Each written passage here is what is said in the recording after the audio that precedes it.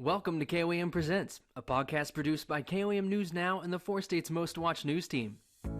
Hello, 4 States. My name is Rye Addis, and welcome back to the KOAM Presents podcast. Once again, you get to hear me instead of Lance Benning, who is on assignment. But rest assured, next week, or at least the next episode in this podcast feed, you will be hearing from Lance. So be sure to stay tuned in to your podcast feed for that. But today I'm here with a very special guest. Once again, we are interviewing one of our multimedia journalists here at KOAM TV, or MMJ for short, and that person today is Keri Worthen. Hi, Keri. Hi, how are you?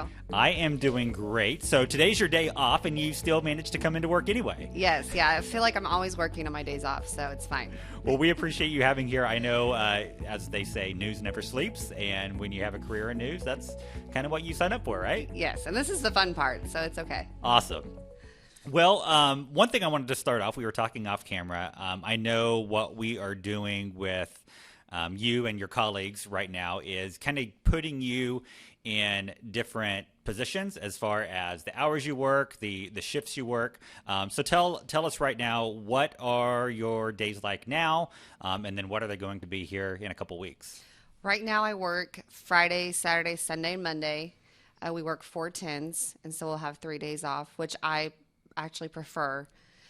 Starting the Monday after the April 16th, I'll be working early mornings, so around 4 a.m. to 2 p.m., Monday through Thursday. So then I'll have Friday, Saturday, and Sunday off, which I'm happy because it's in the summer and I have kids, so I'm okay with that as well.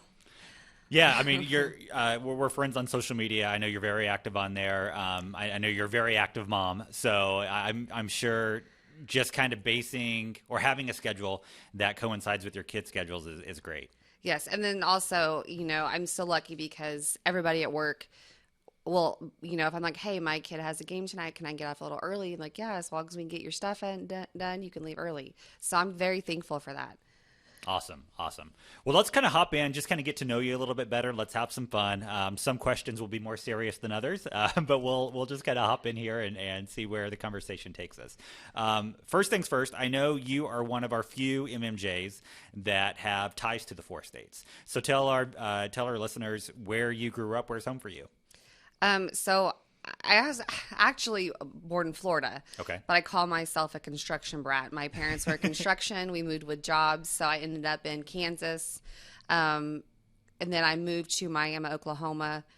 I lived there for a little over a decade. I lived in Miami, and I got a divorce, moved here to this area, to the Pittsburgh area, and I'm actually moving back to Miami to be closer to my kids. So I graduated high school in South Coffeyville. I lived in Lenapaw, Oklahoma, which not many people know where that's at, but the ones that do are from here. So I just kind of been in this area for a long time. So if you were born in Florida and then you ultimately made your way to Miami, how long did it take you to call it Miami instead of Miami? Do you remember having to make that transition? I think when I first started in the area, I said Miami. And then I learned that it's, there's so many Indian names for these towns around here. So now it's funny because, every time I see Miami, even if it's in Florida, I'm like, Miami. They're like, no, that's the wrong Miami, wrong, So it's funny because, in even our scripts, we have to spell it with the MUH so people know how to pronounce it in scripts, Miami. Mm-hmm. So you can always tell an outsider from how they pronounce the name of that town. Yes, yes, that's very true. So you said you moved around a lot. Let's talk a little bit more about just kind of what your favorite thing to do was as a child. Was there one particular thing that just seemed to grab your interest more than others? Like just in hobbies? Yeah. Oh, we were a big outside family, so we always loved to camp. We're a huge fishing family. So being outdoors, my parents had a huge garden growing up, so we were always out there. They still have one to this day. It's just like something we love to do is be outside. So if anything outside, that's why I want to be at. I can relate to that. It's a good time of year to be outside too. So yes. That's awesome. How old were you when you decided you wanted to have a career in news? I was young. I don't even remember the age, honestly. I first wanted to be a meteorologist, and then I realized you have to be good at math. And I was like, no, that's not for me. So transitioned to being, I wanted to be a news anchor, and I went and I job shadowed Tulsa Channel. When I was like middle school, we had to do it for a class. So I did that and I just fell in love with it. I felt like it was helping people without actually like being in the medical fields. Like, this is my way of helping people. I get to share the news, or I get to tell someone's story. So I just wanted to be I know I'm a reporter now, but I want to be a full-time news anchor. That's my goal, and I've always wanted to do that. So I'm not going to quit until I get there. I love it. I love the passion. And that's something that shines through with you, is I can tell you're very passionate about the work you do, and it's something you legitimately love doing. Yeah, I do. And I love to meet new people. Mm-hmm. So in this job, you get to meet new people all the time. Every day is different, even from your editing stories. Nothing's ever going to be the same. So right. That's good too. Yeah.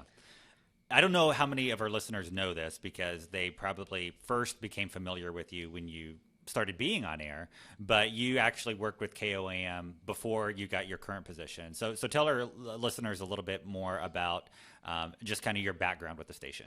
So right after my divorce, I moved back and moved with my parents. So it was me and my 3 children with my parents. And I was, I was a waitress, and, got my first job as fast as I could get one. I got a job. It was a waitressing. And there was the ad on TV, like, we're hiring a KOAM, apply. And my mom was like, you should apply. And I was like, I'm never going to get that job. It's been a long time since I've been in this area. And so I applied anyways, and I got a job as a part-time news assistant. And I thought I made it then. I was like, I don't care if I'm scrubbing toilets. Like, I want to be in the news station. So I was a part-time news assistant, moved up to a full-time news assistant, and then I moved up to a full-time photog, and then I moved up to where I am now, which is a full-time reporter. And then I got the opportunity to anchor some. Yeah. So it just keeps going. And of course, like I said, I'm not going to quit until I get to where I want to be. Awesome. I love that. I mean, truly working your way from the ground up. That's awesome. Let's have a little bit of fun now. Yeah, let's talk about some food. If you could only eat one thing for the rest of your life, what would it be? Probably Mexican food. Oh, nice. Is there any particular favorite dish that you have? So I don't know. I feel like I like a little bit of everything. So, like, I like the rice and beans, but I also want the meat. Like, I had Mexican just yesterday or the day before with my mom, and I got, like, the carne asada tacos, but it was, like, not assembled. So there was a steak, and then there was, like, the rice and beans, and then the sides you can up, and then they gave you the tortillas. So you can, cut it up and put it together. But then she's like, do you want shrimp? And I was like, of course I want shrimp. What kind of a question? Yeah. So, I mean, I got just, like, a little bit of everything. I don't know. Just, like, I like Mexican food. Yeah. That's a solid choice. I like that. We talked about what you wanted to do, or what your favorite things to do as a child. Do you have any favorite thing you like to do now in your spare time, whether by yourself or with your kids, anything like that? Gosh, I feel like I don't have any time to do anything ever now between kids and right. work. But I still like to be outside. Like, if I can go today, I'm going to try to go fishing. Nice. So it's my day off, and I think the weather's going to be okay. It's going to be like 60s, so I'm going to try to go fishing, and I'm clean the house a little bit. I like to clean. That's weird, I know, but it's soothing. So probably just still something to do outside. Yeah. Do you have a favorite place that you like to go to I don't know, relax a little bit, or even if it's gardening or anything like that? I wish I could say the gym. I wish I could say that, but I don't go to the gym like I should. I do like to run. Okay. So, but I can run outside, so I don't really need to go to the gym. There's not really any place I go to get away. Yeah. I mean, my parents live in the country, and they have land, so I feel like if that's one place I need to go get away, they have beautiful sunsets and sunrises, and I'm a sucker for those. So that's probably a place I'd go to get away, is my parents' house. Good. That's a good answer. What about television? Do you have an all-time favorite TV show? Oh, gosh. Okay, so I've been made fun of a lot for this. Okay. Can't wait. And I seen this every season multiple times, but I love Roseanne. Okay. All right. So I watch it like if I'm cleaning, and you want to watch something, but if you don't listen to music, you watch something that you won't stop and have to watch. You want to continue to clean. Or if I want to, like I'm tired, but I want to watch TV, I'll put Roseanne on because I've already seen every episode a million times. Right. But like the older episodes are the best. Yeah, so I'm not going to lie to you and tell you that I've seen every episode of Roseanne. Obviously, I'm familiar with it. I have caught it in syndication. But I want to ask you about the final season of Roseanne. Somewhat controversial. Yes. Spoiler alert for those of you who haven't seen a TV show that's 20 years old. The final season is essentially a dream where they think they win the lottery and turns out it wasn't. How did you feel about that final season? I don't know. I just wanted to keep going. I was like, Yeah. this can't be the end of it. But it makes sense. I mean, it's a good ending. I think it was. I feel like the way her dream ended up, where there's certain people were together and then her husband really died. I feel like that all made sense. So, Okay. but I also didn't want it to end. I wanted to keep going more 10 seasons. But yeah. And a lot of people from that show have gone on to very successful careers. I mean, obviously there's Roseanne and John Goodman, who are the stars, but you had I don't even know his real name, but ended up being Leonard in Big Bang Theory. Yeah, Came from that yes, show. yeah. And then the aunt, Lori Metcalf, has gone on to a She's very done successful, a lot of stuff, yeah. very successful career. And then, the daughter, she's on one of our talk shows. What's her name? The Talk, but I don't remember. I can't remember their name. Yeah, I'm terrible. I'll Anyway, remember it when I leave here. certainly produced a lot of stars from that show. Yes. Awesome. Let's talk a little bit more about your time here at KOAM. What is your favorite part about working for this company? There's so much knowledge from everybody. I learn from everybody, and they take their time and they help me. Like Dallas, he's helped me so much. Mm-hmm. Like he'll read over my packages, he'll give me advice, he'll re-give me advice, and then he'll re-give me the same advice he gave me already, and he won't ever get upset about it. And then I'm like, all right, this time I'll write it on a sticky note. Thank you. I'm sorry you had to repeat yourself. But he's helped me so much. Like I don't plan on going anywhere. I'm going to be here probably until I retire. So I'm just thankful that everybody has the patience to work with me and teach me, because I only have an associate's degree. So they're teaching me with it. And for them to take that risk on me when they can easily get someone out of college is amazing. So I'm trying to soak everything in and remember everything. Mm-hmm. But, I mean, Dow's not the only one. Everybody's helped me. Yeah. So I'm thankful. I got to witness that a little bit in November when I helped out in the newsroom for election night.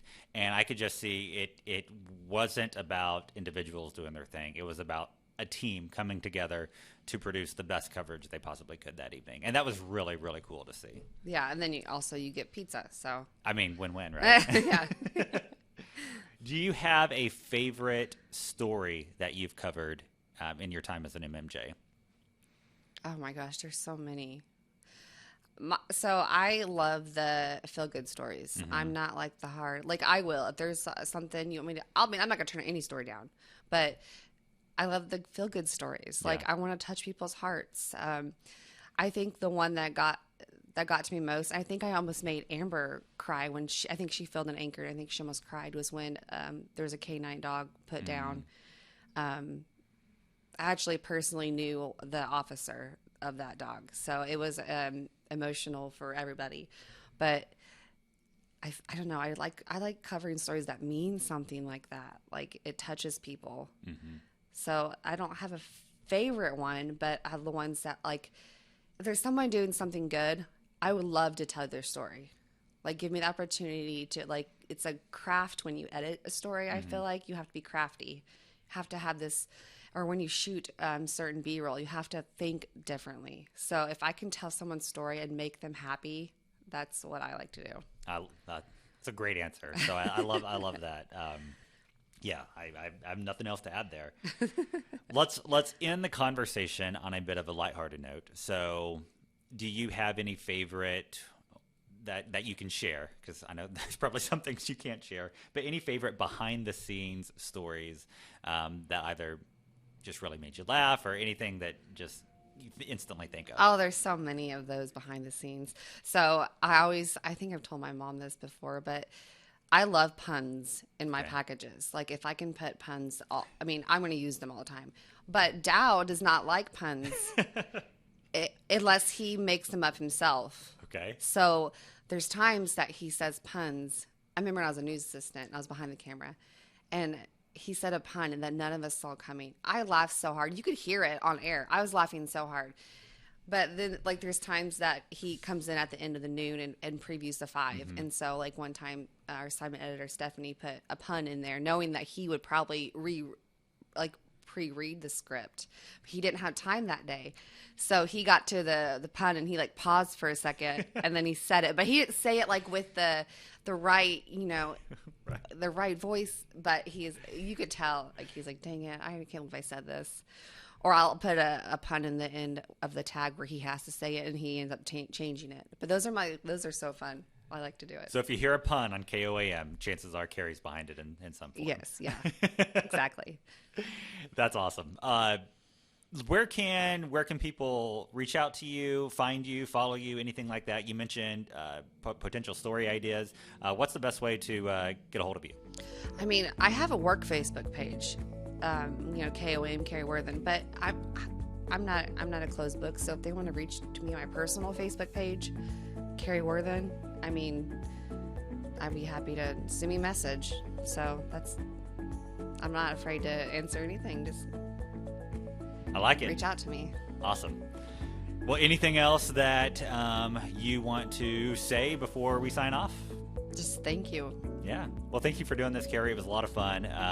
Again, you can find Keri at KOAM Keri Worthen or her personal Facebook page, Keri Worthen. So thanks again. And best of luck with everything moving forward and for those early mornings that you're about to encounter here Yes. soon. Thank you for having me.